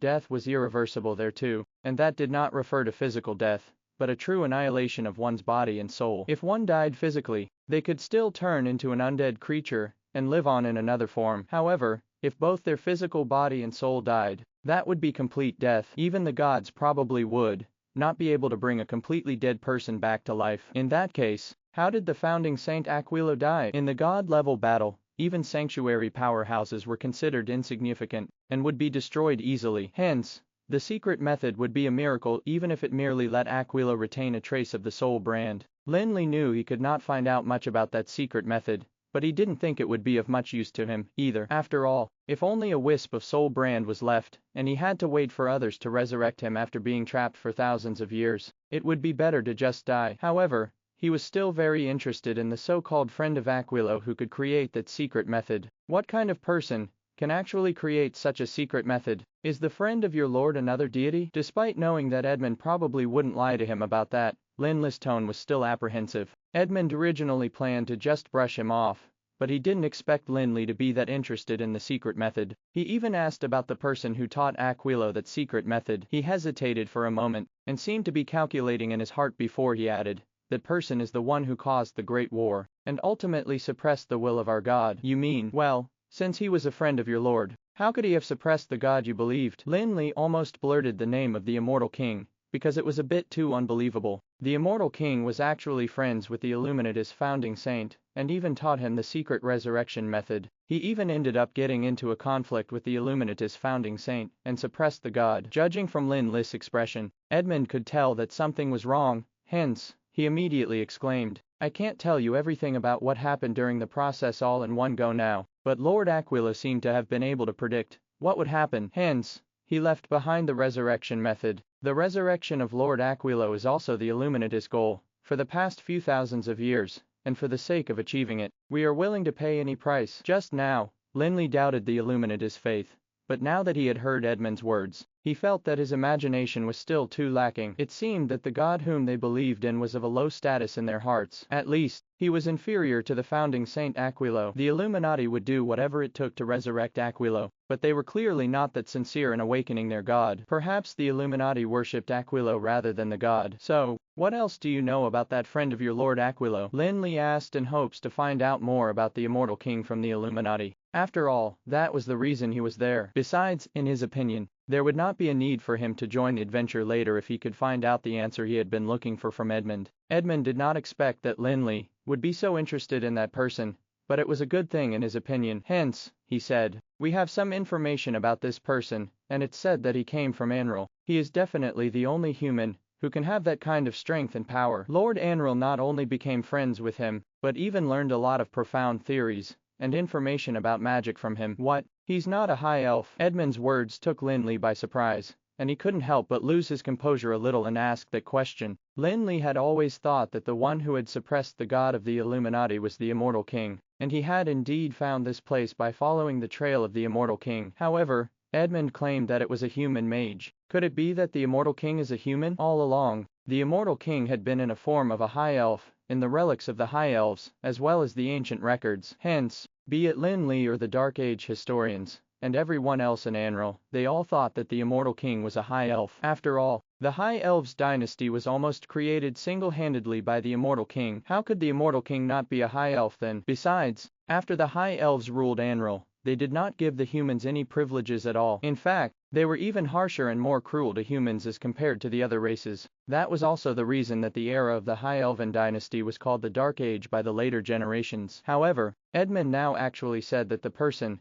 who was treated as the immortal king by Lin Li was actually a human mage. In that case, either Lin Li was mistaken, or the entire population of Anral was. However, in that era, there was almost no one who could be on par with the immortal king's strength. Garesco, who was known as the god of mages, was recognized as having strength that was on par with the immortal king's. He was even considered to have surpassed the immortal king in terms of his achievements from the perspective of humans. However, the two of them did not belong to the same era. It was said that, when Garesco was born, the immortal king had already left Anral, and no one knew exactly where he had gone. This time, although Lin Li did not react much on the surface, he was full of shock. How could the immortal king be human? How is that possible? However, apart from the immortal king, who else could have such great strength? Maybe the immortal king had used some kind of disguise technique to turn himself into the appearance of a human. However, with the power of the immortal king, who doesn't even take the gods seriously, how could he disguise himself as a human? Besides, Lin Li had a doubt. What exactly did the immortal king come here for? Did he want to suppress the god that the Illuminati believed in? Or did he want to befriend the founding saint of the Illuminati? Why did the immortal king teach the Illuminatus founding saint the secret resurrection method? Could it be that the immortal king and the founding saint of the Illuminati were on the same side, and were colluding to suppress the ancient god? However, Lin Li could not ask that question. After all, regardless of the perspective, he would either be doubting the Illuminatus religion, or undermining the founding saint. Lin Li decided to put aside the idea of continuing with the exploration. At least, Lin Li did not want to fall out with Edmund for now. So, what else do you know about that human mage? What exactly did he look like? What kind of magic spells did he use? How long has he stayed here for? Why did he get into a conflict with the god you believe in? Lin Li asked agitatedly. Edmund was confused by Lin Li's series of follow-up questions, and when he figured it out, he was confused. President Felix, I can only tell you that the powerful human mage came here for the purpose of one thing that our god has. It's not recorded in the Illuminatus scriptures what exactly that item was. Perhaps it has been known, but no one paid attention to it. After all, our goal is to resurrect Lord Aquilo. Putting aside the sleeping god, Lin Li could not be bothered about those details. He looked at Edmund's expression,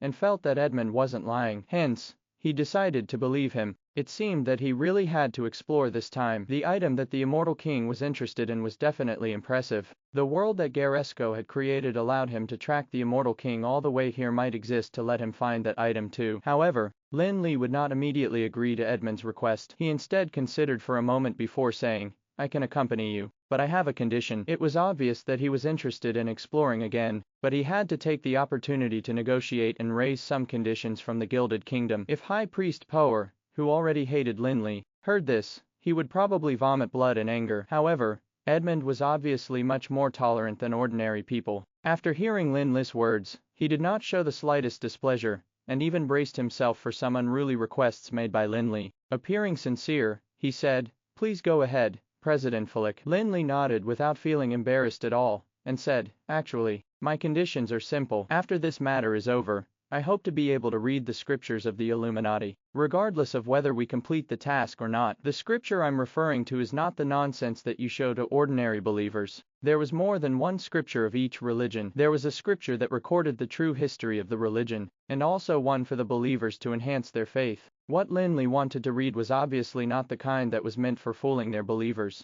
There was a problem that they inevitably had to face. The things recorded in the scripture of the history were not all wonderful, as some were dark and sinister. Even among the Illuminati, only a few senior members would be qualified to read those items. Once they were spread, it might result in a huge impact on the reputation of the Illuminati. More importantly, Lin Li also had the identity of the fourth arbitrator of the Supreme Council. Although the Supreme Council and the Illuminati were not in a hostile relationship, as one developed on the mainland, while the other developed on the sea, no one could deny that there was still a competitive relationship between those two forces to a certain extent. Hence, although Lin Li did not make an excessive request, or ask for a massive amount of treasures and wealth, His request was still tough for Edmund to accept. Edmund had mentioned before that the Illuminati would do anything to revive Aquilo, and clearly it was time to put it into action. However, after a long hesitation with a conflicted expression, Edmund finally nodded, and said, "All right, President Fulik, as long as you are willing to continue exploring with us, you will be qualified to read my Illuminatus scripture regardless of the final outcome. Deal, let's get to preparing then." After saying that, Lin Li resolutely returned to the Tower of Dusk's side, and began to let the crowd prepare for the next exploration. On Edmund's side, Power and Zoomer immediately approached Edmund after seeing Lin Li leave. High Priest Power glared at the Tower of Dusk's team, and then respectfully asked Saint Edmund, "Saint, how did the negotiation with Fulik go?" He looks so smug, as if he has gained some benefit. In the eyes of High Priest Power, Lin Li was utterly detestable. Now that Lin Li had a calm expression, he immediately thought that Edmund had given Lin Li some benefit. At the thought of it, he felt even more disgruntled, and thus immediately asked Edmund about it as soon as he came over. "Nothing, I just agreed to let him read our scriptures after the matter here is settled," Edmund said indifferently, seemingly not taking this matter to heart. However, after hearing Edmund's answer, High Priest Power almost lost his temper and leapt up. Although he, like the Illuminati, also believed in the ancient god Zogar, he was not a member of the Illuminati, but one of the royals. Hence, despite having a high status in the Gilded Kingdom as the High Priest, he was not qualified to read the Gilded Kingdom's scriptures. Although there was generally no need for High Priest Power to read the Illuminatus scriptures, that difference in treatment was still unacceptable for him. He might not be a member of the Illuminati, but they at least believed in the same god, and he was close to the Illuminati. If he couldn't have the right to read the scriptures, why was Lin Li granted permission? Saint Edmund, this seems a little inappropriate. Fulik is just our temporary partner, and we might even officially go to war with him in the future. Besides, he's also the fourth arbitrator of the Supreme Council. He might just use this opportunity to develop a conspiracy against us. In order to keep Lin Li from getting what he wanted, High Priest Power made the matter sound as serious as he could in hopes of talking Edmund round and making him change his mind. However, Edmund was not convinced. Instead, he skipped that topic and said to High Priest Power, "Tell all of them to get ready. We will set off immediately once the Tower of Dusk's team is ready too." High Priest Power dared not show any displeasure despite being brushed off. He had no choice but to turn around and inform his team to prepare for the departure. However, he naturally hated Lin Li even more. After waiting for High Priest Power to leave, Elder Zoomer hesitated for a moment, and finally couldn't help but politely say, "Saint, it doesn't seem too appropriate for an outsider to read our scriptures. HMPH, if possible, I would want to see that punk read our scripture because that would mean that we succeeded in our mission this time. Anyway, after we enter, follow my arrangements for everything. Let's hope nothing goes wrong," Edmund said. It was rare for him to explain more than he should. Although he had promised Lin Li that kind of condition, he seemed to be in a good mood. Indeed, he could tell from the envoys of light that they just faced that the journey ahead would not be easy. Now, with the help of the Tower of Dusk, the possibility of completing the mission was increased greatly. Just like Edmund had said to Lin Li, there was no big deal in letting others read the scripture. After Lin Li returned to the team of the Tower of Dusk, he immediately told them to start checking their equipment as they made arrangements to deal with the next possible danger. At this point, a faint metallic odor of blood suddenly spread over from afar, and the vampire Norfaller appeared in front of the Tower of Dusk immediately afterwards. After coming close to Lin Li, Norfaller presented a huge ice blue egg that seemed to be carved out of crystal to Lin Li with both hands. He said, "Master, according to your instructions, I searched the Ice Phoenix lair and found this." After coming close to Lin Li, Norfaller presented a huge ice blue egg that seemed to be carved out of crystal to Lin Li with both hands. He said, "Master, according to your instructions, I searched the Ice Phoenix lair and found this." Seems like I guessed correctly. Lin Li was overjoyed as he grabbed the crystal egg and began observing it carefully in his hand. However, the observation made Lin Li's heart sink, and the joy that had surfaced on his face disappeared. He soon began frowning instead. The Ice Phoenix egg was completely different from what he had imagined. If he had not trusted Norfaller entirely, he would have thought that the real egg had been replaced by something else in the process. Logically speaking, the phoenixes were reborn through such a method, and so their eggs should contain endless vitality that gave them the ability to gain a new life. However, now that Lin Li had obtained the egg, he did not feel a trace of vitality in it. In fact,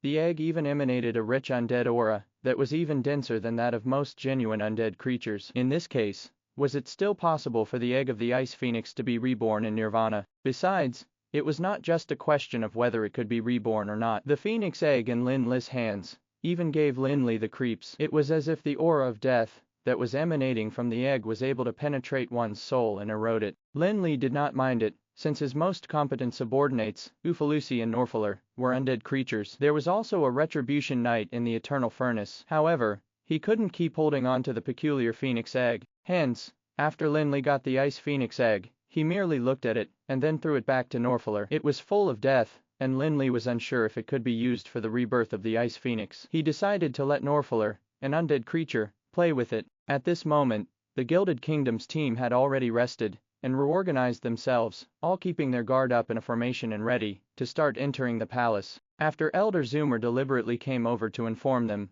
Lin Li issued an order, and the team from the Tower of Dusk immediately followed closely behind, walking together towards the palace in the light. The palace that was shrouded in the light was still blurry from afar, and although the light was not blinding, it made the palace seem foggy. Only once the two teams came closer and were about a few meters away from the gate did they get a clear glimpse of it. The first impression they had of the palace was that it was massive and majestic. Instead of a palace, it seemed more like a city. Standing in front of the gate of the palace, they could not see the borders at all. The outer wall was hundreds of meters high, and even the top had been obscured by the light, and looked just like a mountain that reached the clouds. They then found it opulent, and the palace was extremely luxurious. Besides, it was different from the extravagant style of the High Elves. However, all in all, it was still personable and pleasant. It looked as if it was created with a massive amount of wealth. The outer walls of the palace were also covered in purple and golden patterns that added a touch of splendor to the gold which might seem tacky alone. Between those purple and golden patterns,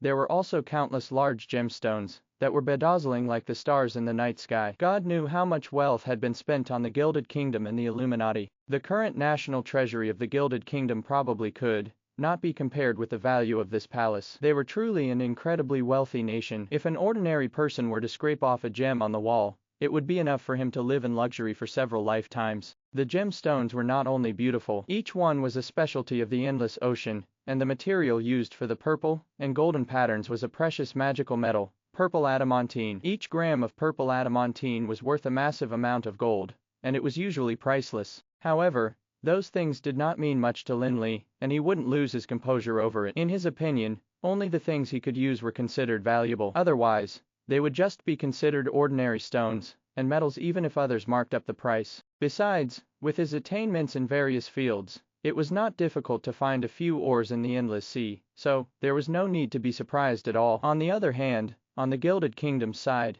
High Priest Power seemed to be shivering with agitation. If not for Edmund and Zoomer, he would have probably ordered everyone to demolish the palace and bring the gemstones back. After all, it was considered a shockingly massive amount of wealth, which would almost immediately increase the power of the Gilded Kingdom. Unfortunately, with Edmund of the Illuminati around, High Priest Power could only think about it without taking any action. Although the palace had already been abandoned, it was the sacred land of the Illuminati at the beginning. Those items were considered the wealth of the Illuminati, and even the Gilded Kingdom did not have the power to casually use them. Finally, the two teams passed through the open door and walked into the palace, only to see that the interior was even more luxurious and opulent. Words couldn't describe the ostentatiousness of the interior, where the ground, the walls, the roof, the massive pillars, gold, gems, and all sorts of rare and magnificent magical elements as well as magical elemental crystals, made it difficult for them to walk. However, although the palace was extremely beautiful and luxurious,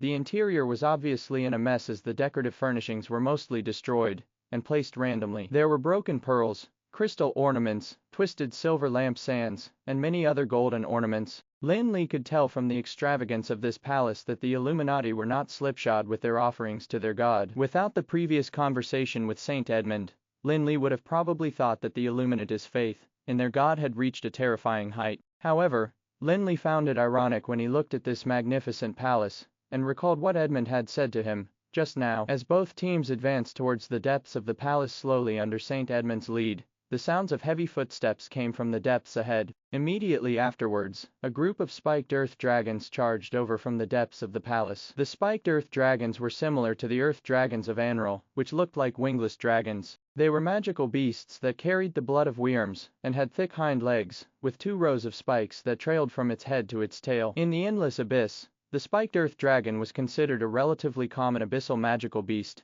which could be found in the first 10 floors. There were nearly 100 spiked earth dragons, but they were no match for the teams of the Gilded Kingdom and the Tower of Dusk at all. Before the spiked earth dragons could reach the teams, a large wave of magic spells had been blasted at them, turning them into ashes in the blink of an eye. Although the spiked earth dragons did not pose any threat to the two teams, Edmund seemed more and more prudent. In fact, he even ordered the team to slow down their advance again. While some people felt that Saint Edmund was a bit too cautious, a group of abyssal demons dashed out from the depths of that palace once again. This time, it was a group of Aztecs from the darkness abyss. They were flapping the fleshy wings on their backs and swooping over to the two teams with peculiar howling. The test from Tutankhamun that Lin Li had accepted in the past required him to enter the darkness abyss, where he encountered the attacks of the Aztec demons. At that time, Lin Li was just about to touch the threshold of the legendary realm. In order to avoid the Aztec demons' pursuit, he had to resort to various methods. However, it would now be a piece of cake for the rookie mages of the Tower of Dusk to deal with the Aztec demons, let alone for Lin Li. The Aztec demons' most powerful and sharpest method of attacking was to pounce in front of the enemy and go into self-destruction. The power of that self-destruction was even near the legendary level. However, here, the Aztec demons' self-destruction saved the two teams the hassle of killing them. They just had to open up their magical defense and let the demons explode. Amidst the bloodbath, the two teams resisted against the flesh bombs and almost continuously rushed towards the depths of the palace. Soon, a bunch of Aztecs self-exploded, leaving only a ground full of flesh and blood, while the unique stench of the abyssal demons, Aztecs, permeated the air. In the following journey, which wasn't too long, the two teams kept encountering all kinds of attacks. Their opponents included abyssal demons, undead creatures that reeked of the odor of decomposition, and even a small group of death knights that got into a fight with them. The demons and undead creatures were not all as weak and vulnerable as before. Many of them were at the legendary level too. However, the strength of those two teams was not something that could be compared to ordinary adventurers. Be it the team of the Gilded Kingdom or the team of the Tower of Dusk, they were both teams with top abilities, which very few forces could produce. The sanctuary powerhouses of both teams did not have to do anything at all. With the legendary powerhouses in the team, they could easily clear away that wave of obstacles in no time. However, at this point, Lin Li was secretly muttering something to himself because the appearance of these enemies, coupled with this palace full of light, seemed really odd to him. Rumor had it that the Illuminati believed in the will of light of the ancient god Zagar. It was the so-called god king of light. Although it was different from the brilliant shrine's holy light of purification, and was much less pure, it did not seem to be related to the demons and undead creatures. However, why were there so many demons and undead creatures in the palace that was created for worshipping the god king of light? Besides, Lin Li also deliberately observed the Gilded Kingdom's team, only to realize that Saint Edmund seemed to be not at all surprised or furious with the presence of these demons and undead creatures. On the other hand, the rest of the Gilded Kingdom team also chanted the prayers of the Illuminati along the way while continuously killing the enemies blocking the way. It was as if they felt that the place had been dirtied. In this palace, there were lots of terrifying magic traps hidden beneath the golden splendor, in addition to the endless demons and undead creatures, blocking the two teams and preventing them from advancing. Those magic traps were hidden sinisterly in the palace full of light, like shadows under the sun. They seemed to be on the verge of devouring the people who had fallen into the traps. The magic traps were naturally resolved by Angelano of the Tower of Dusk. Although the goblin Angelano's forte was the technology of alchemy colossus, he was definitely a master in magic gears and magic traps too. It could be said that there was nothing related to magic, gears or magic traps in Anral that Angelano could not deal with. Of course, with Angelano's timid character, he would never crack any magic trap alone. Hence, the vampire Norfaler, who had just entered the sanctuary realm, had temporarily become Angelano's bodyguard, as he accompanied him everywhere to resolve the deadly traps. According to Angelano, Norfaler was fast enough, and even if he encountered any danger, he would be able to escape immediately. Angelano might be timid, but he was definitely hot-tempered,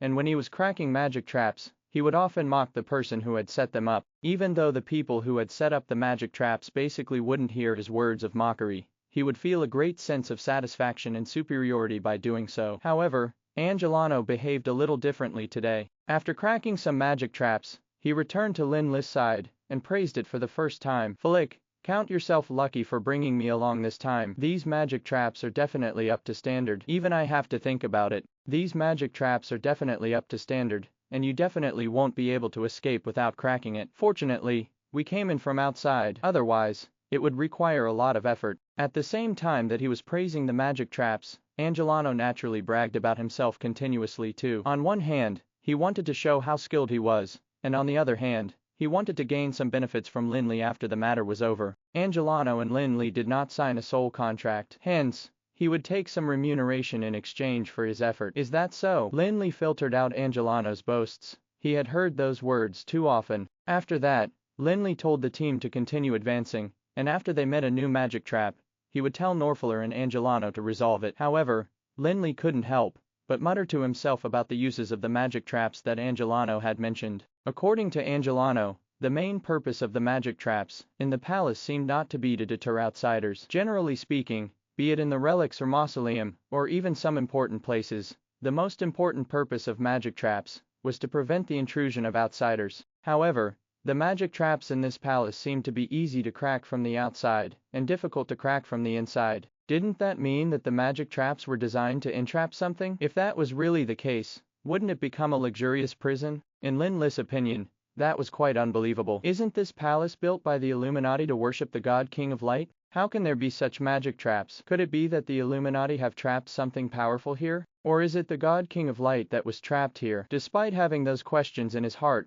Lin Li was merely thinking about them, and did not intend to go confirm it with Edmund. After all, this speculation was akin to an accusation against the Illuminati. Which religion would do such an outrageous thing? There were drawings of the palace left over from the past in the hands of Saint Edmund. Hence, under his leadership, the two teams in this huge palace managed to proceed without any detour, though they took some time to clear the obstacles. The two teams took only about half a day's time to reach the center of the palace. In the heart of the palace, there was no luxury hall, but a crypt that was similar to the one they had seen when entering the underground world previously. Of course, it was not quite appropriate to call it a crypt, because it was surrounded by a lavish decor, and it seemed like a deep well. At the side, there was a wide staircase that spiraled down along the perimeter of the crypt, leading straight into its depths. Seeing this scene, Lin Li became even more puzzled. The place of worship of the Illuminatus god was not in the center of the palace. Could it be that the depths of the palace part refers to the depths of this huge crypt? This is really absurd. Which religion would worship the god they believe in deep under the ground? The two teams followed the spiral staircase along the side of the crypt, and delved deeper into it. It took them a long time to reach the bottom, where another world appeared in front of them. The underground area seemed to be much more extensive than the top, and the borders could not be seen at all. When they looked up, they could not see the ceiling, either. Besides, the space was full of light, and thus it didn't seem like an underground world at all. Far ahead in front of the team, an extremely large shadow could vaguely be seen. It looked like a massive mountain. At this moment, even the people of the Gilded Kingdom and Elder Zoomer were dumbfounded. Clearly, even in the Illuminati, only very few people knew about it. Elder Zoomer had a high status in the Illuminati, but he seemed to have never heard of it. Saint Edmund's eyes were also filled with vague excitement. Pointing at the extremely large shadow in the distance, he said to Lin Li, "President Flick, that's our destination over there. The place where our god is sleeping. Lord Aquilo and the holy relic that can bring him back to life are also there." After hearing Edmund's words, Lin Li nodded and looked at the distant shadows, feeling a little out of breath. In fact, from the moment he entered this place, he had already felt a terrifying aura that was not inferior to that of the immortal king. However, the aura was dead, and it should have come from the ancient god that was deep in slumber. However, Lin Li could not sense the aura of Aquilo of the Illuminati, and it was as if there wasn't such a person at all. After all, it made him feel much more at ease. At least he could tell from this situation that the Illuminati would not be able to resurrect Aquilo for a while. He wouldn't have to worry about Aquilo and the Illuminati attacking him together. Saint Edmund, there's something that I don't quite understand. Lin Li looked away and turned around to face Edmund. As soon as he heard Lin Li's words, Edmund's heart skipped a beat, afraid that the other party would suddenly regret it again. If the Tower of Dusk withdrew now, it would be too depressing. Even though the situation was beyond his expectations, he still didn't want his trip to be fruitless this time. "President Flick, please go ahead," Edmund said as he turned around to look at Lin Li. Although his expression was normal, his eyes were filled with some nervousness. Lin Li smiled a little and slowly walked forward while asking, "Saint Edmund, regarding the resurrection of Lord Aquilo, you said that the Illuminati have been working on this for thousands of years. However, why did you wait until now?" Others did not know about the situation on the island, but the Illuminati had been keeping this secret for thousands of years. Yet, nothing had been done during those several thousand years. Since the Illuminati said that they would do everything they could, why didn't they send all the sanctuary powerhouses? With the Illuminatus' strength, it would be more than sufficient to explore this place. Yet, Why was Edmund sent only at this juncture? Hearing Lin Li's question, Edmund did not get angry, and instead smiled bitterly while saying, "Of course we have been working hard to accomplish this goal for a few thousand years. However, after the Great War, all sanctuary powerhouses would be blocked by a powerful force here. Later, we exiled some criminals here to excavate the island in advance. We didn't expect it to cause another disaster, and cause this place to become an ominous land, blocked by a force." Lin Li was a bit puzzled. When he came, he didn't feel anything special, and now that there were 5 sanctuary powerhouses, he still didn't see any force that hindered them. Yes, Edmund nodded. Seeing that Lin Li was puzzled, he continued to explain, "For thousands of years, this island has been shrouded by a powerful force, and even our current lord can't step onto this island. However, there was a legend in our canon that the powerful human mage from Anril said that another version of him would be back in a few thousand years. Hence, I came here this time to see if that power has disappeared, and also to bring back the sacred relic. Another version of him would be back in a few thousand years." That made Lin Li recall something. From the time he came to Anril, it seemed that he had been mistaken quite a few times. For example, the vampire Norfler acknowledged him as his master in the first place, because he said that his original master said that the immortal king would be coming. There was also the instance where the undead lord, who possessed a mage in Daylight Square in Alana, also treated him as the immortal king. Even when exploring Prince Berhir's mausoleum, the soul brand of Prince Berhir also mistook Lin Li for the immortal king. Berhir was very likely the illegitimate son of the immortal king and the High Elven Queen. If even he could mistake him, Lin Li obviously resembled the immortal king greatly. However, no matter what others said, Lin Li knew very well that he was a game geek who had transmigrated from another world. How could he be the immortal king? However, there were too many coincidences, such as the 7 pieces of the debris of the stars of fury, the sky castles, and the endless labyrinth. His incarnation dressed in the king hunter suit even appeared on the last floor of the Well of the Sun. All of it was related to Lin Li, and the coincidences were too peculiar. Of course, Lin Li could only think about those things in his head. After all, it involved too many things, and if he were to say it out loud, he would probably be treated as a madman. As the 2 teams continued to move forward, the extremely large shadow gradually became clearer in front of everyone. When they saw the appearance of the shadow, they were instantly stunned. The massive shadow was a living titan. The topless titan sat on the ground with his lower body covered in an armor dress made of dragon hide. He looked just like a statue carved out of a mountain. The head of the titan was as large as a castle, and his nostrils were like tiny caves. Previously, he was said to be alive because his bare chest was still heaving up and down, and his breathing was heavy. Behind the titan, there was a large rift of a certain width, but the opposite was already blocked by the fog. There was only a long lock bridge that stretched all the way towards the fog. If the rift was placed outside, even a legendary powerhouse would be able to fly straight through. However, everyone knew that it wouldn't be that easy. Otherwise, there wouldn't be a lock bridge. Seeing that the titan seemed to be sleeping, the 2 teams of people didn't need any instructions at all as they slowed down in unison for fear that a slight movement would wake the titan up. Everyone knew that the titan definitely wasn't there to sleep. It might just be there to guard the back of the lock bridge. When they came closer, they discovered some abnormalities with the titan. In this world full of light, there were countless rays of bright light on the titan's body, and they seemed like chains made of light that were wrapped tightly around the titan. Faced with this situation, both teams had the same idea: to quietly bypass the titan and then pass through that lock bridge to reach the opposite side of the rift. Even Lin Li was not willing to mess with a living titan at this point. In the prehistoric times, the titans were powerful existences that competed with ancient wyrms to dominate the world, and each of them had terrifying strength. Although both teams now had 5 sanctuary powerhouses in total, among whom there were high-level ones like Edmund and Lin Li, it was naturally best not to fight. However, just as the 2 teams approached carefully, the titan suddenly opened his large sun-like eyes, which began emitting glaring rays of light. Immediately afterwards, the titan roared loudly, which sounded like a mountain had crumbled. The sound waves shook the 2 teams and caused the weaker ones to tumble all over. Besides, with the roaring, the titan that was seated on the ground suddenly stood up, and the light chains that wrapped his body tightly shattered fragilely. Seeing this situation, Lin Li could not help but sigh in his heart. It seemed that the battle was inevitable. In fact, it made sense. Previously, it was all wishful thinking on their part. As a sanctuary powerhouse, the titan had obviously noticed the arrival of the crowd. When seated, the titan was already like a mountain. After he stood up, he was simply massive. Its foot alone was almost the size of an alchemical battleship of the Gilded Kingdom. When he opened his palm,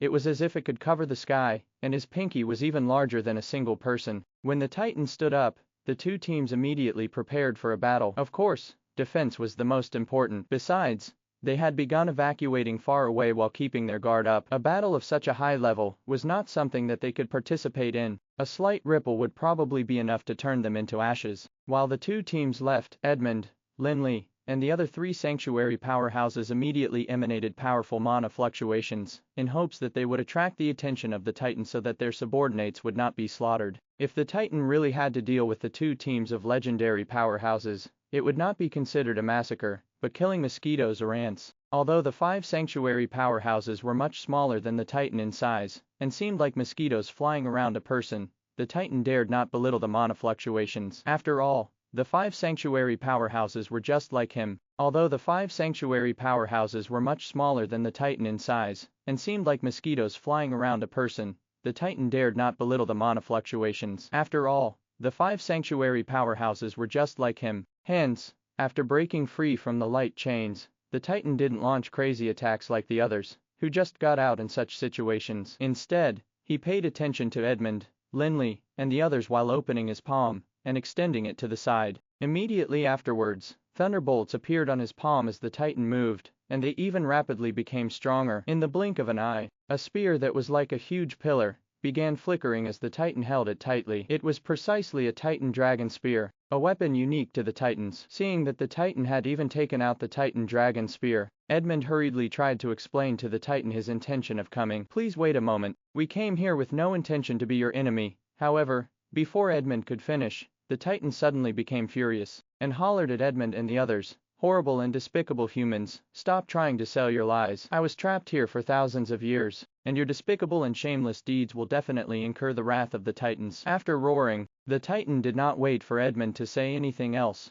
and simply waved the Titan dragon spear in his palm, after which thousands of thunderbolts emerged from the void and bombarded Edmund. The thunderbolts that emerged from the void were not the lightning magic spells that mages cast using elemental laws, but the creation thunderbolts born from the endless void. The thousands of void thunderbolts swarmed out of the void like a tidal wave. They condensed waves of thunderbolts that began roaring and swarming towards Edmund and the others. The terrifying thunderbolts alone were enough to make any legendary powerhouse die. The thunderbolts that gathered had a terrifying might that seemed to be able to destroy heaven and earth. At this point, Edmund also knew that the battle was unavoidable. Hence, he had no choice but to point the scepter in his hand forward, instantly opening a domain world that was full of dim light. Edmund's domain world was just like a chaotic world, and the laws in the domain world were completely different from what ordinary mages understood. In Edmund's domain world, the four elemental laws of earth, fire, water, and wind were completely manifested in a bizarre way. For example, the earth flowed like water, while the flames nourished everything, and the water burned everything that it touched. The invisible wind had a dense aura, and the manifestations were not fixed, either. They would change rapidly and make the entire domain world seem extremely chaotic. If an ordinary mage saw all this, he would probably go mad immediately. Only Edmund, who created this world, would know what the true laws were. In the face of the tidal wave of thunderbolts, Edmund's chaotic domain world did not even produce any hindrance, allowing the endless thunder to pour into the domain world. However, when the thunderbolts surged into the domain world, they were immediately warped by the laws of chaos in the domain world without damaging it at all. Compared to Edmund, Elder Zoomer and High Priest Power had a much harder time coping with the thunderbolts. Clearly, the Titan was a sanctuary powerhouse, and even after being imprisoned here for thousands of years, he still seemed as strong as before. Elder Zoomer and High Priest Power did not get any advantage at all. Elder Zoomer and High Priest Power, too, were already self-aware, and knew that it would not be easy to deal with the Titan alone. Hence,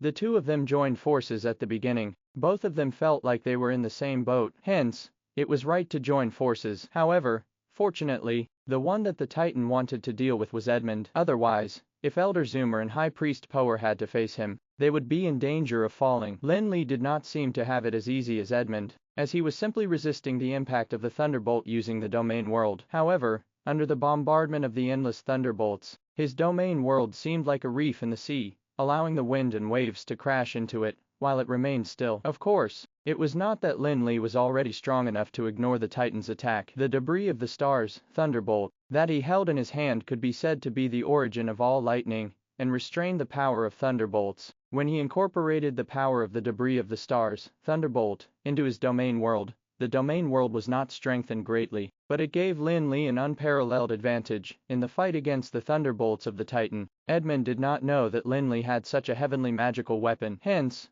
when he saw Lin Li resist the Titan's thunderbolts, he was still extremely surprised even though he had expected Lin Li's strength. Although Edmund seemed to have it relatively easier, the laws of distortion could not be used casually, especially to distort the creation thunder mastered by the Titans. He was the only one who knew the dangers involved, hence, the impact he suffered was far beyond the others. It also gave him a better understanding of Lin Li's strength. However, the enraged Titan obviously did not intend to just give up. After sending out the thunderbolts, the Titan dragon spear in his hand swung upwards towards Edmund. In the hands of the Titan dragon spear was like a battle spear, but in the eyes of the small humans, it was just like a mountain that was crashing down on him. As the Titan dragon spear was swung, it resulted in a massive gale that was even more violent than wind magic spells. If it was just a mountain, it wouldn't be considered much for a sanctuary powerhouse. The sanctuary powerhouses were definitely strong enough to smash a mountain with the swing of their hands. After all, the sanctuary realm was close to the realm of the gods. However, at this point, Edmund was facing the Titan, which even the ancient Wyrms feared, and could not be compared to mountains and stone pillars. The Titan dragon spear had the most overwhelming laws of destruction. During the prehistoric times,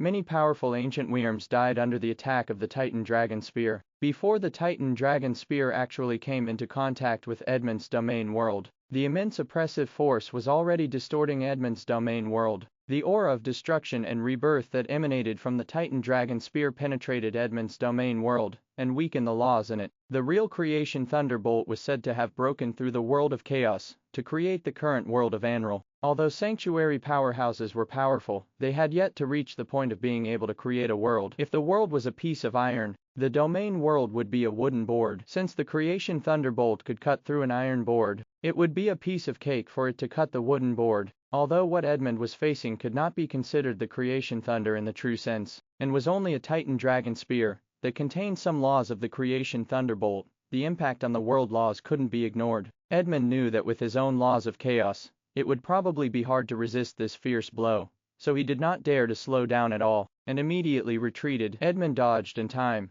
but the domain world was still grazed by the tip of the Titan dragon spear. However, that already caused a huge rift to form in his domain world, and a large amount of mana that Edmund had poured into the domain world was immediately released like a flood without restraint, as if his pocket had been cut. Fortunately, Edmund was a peak sanctuary powerhouse, and he repaired it in the blink of an eye. Immediately afterwards, he blasted the Titan. Thank you for watching Mystic Realms Recap.